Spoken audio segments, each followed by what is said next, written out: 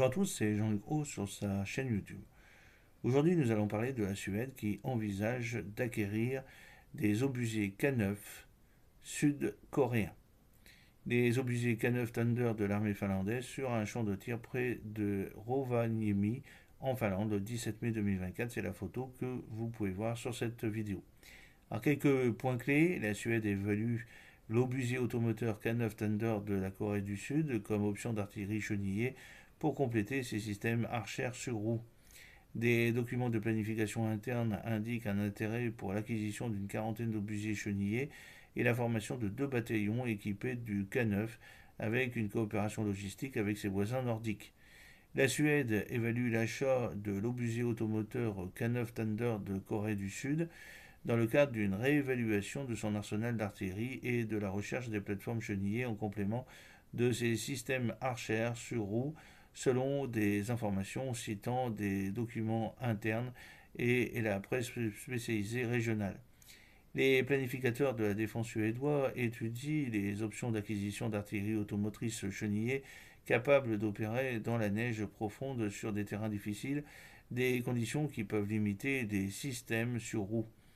L'examen porte notamment sur le K9 Thunder, fabriqué par Ashwa Aerospace, Corée du Sud, et largement répandu en Europe du Nord. La Suède est depuis longtemps associée au système d'artillerie Archer, un obusier de 155 mm monté sur camion. Si l'Archer offre une grande mobilité et une capacité de tir et de repli rapide sur route, les évaluations de l'armée suédoise ont mis en évidence ses limites en cas de forte chute de neige et sur terrain accidenté. Selon Dager Nyhenter, l'état-major de l'armée suédoise a identifié un besoin de Båt-Star ou obusier chenillé pour compléter ses capacités existantes. Le rapport indique que la liste de souhaits du chef d'état-major comprend un peu moins de 40 nouvelles pièces d'artillerie. Archer sur châssis RMMVHX, c'est une photo que vous pouvez voir sur cette petite vidéo. Et des médias sud-coréens citant des documents internes suédois font état de projets visant à créer 2 unités de la taille d'un bataillon équipé du K9 Thunder. Ces mêmes documents évoquent un renforcement de la coopération logistique et de soutien avec les pays nordiques voisins, notamment la Norvège et la Finlande, qui utilisent déjà le K9.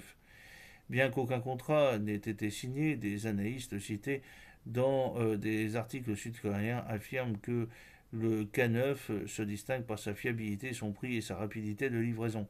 Produit en grand nombre et déployé par plusieurs pays de l'OTAN et de ses partenaires, le K9 présente des atouts qui permettent de réduire les délais de livraison et de simplifier la formation et la maintenance. Le K9 Thunder est un obusier automoteur chenillé de 155 mm 52 calibre conçu pour une grande mobilité en environnement difficile.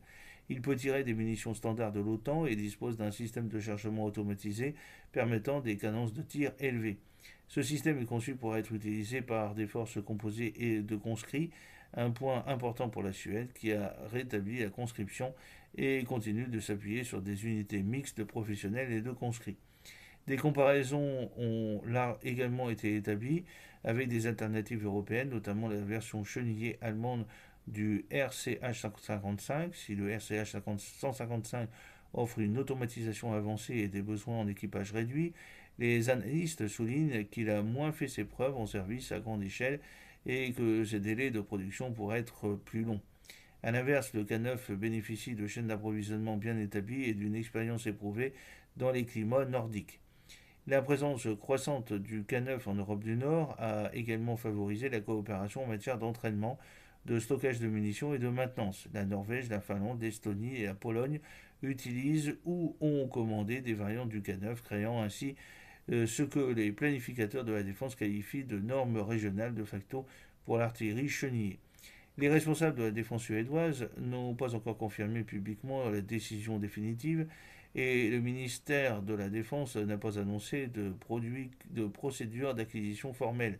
Cependant, la combinaison des exigences opérationnelles, de l'interopérabilité régionale et la maturité de la production a conduit de nombreux analystes à considérer le K9 comme le choix le plus probable pour la prochaine plateforme d'artillerie chenillée de la Suède.